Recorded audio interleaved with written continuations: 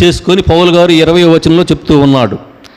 కుమారుని ద్వారా సమస్త ప్రపంచమును తిరిగి తనతో సమాధానపరుచుకున్నటకు దేవుడు నిశ్చయించెను. పరలోక భూలోకములందలి సమస్త వస్తువులను ఆయన తన కుమారుని శిలువ బలి ద్వారా తనతో సమాధానపరుచుకొనెను.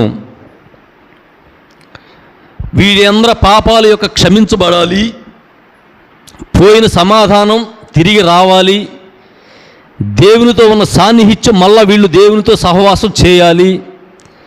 ఇవన్నీ జరగాలంటే వాళ్ళు చేసిన పాపాలకి ఒక ప్రాయశ్చితం కావాలి.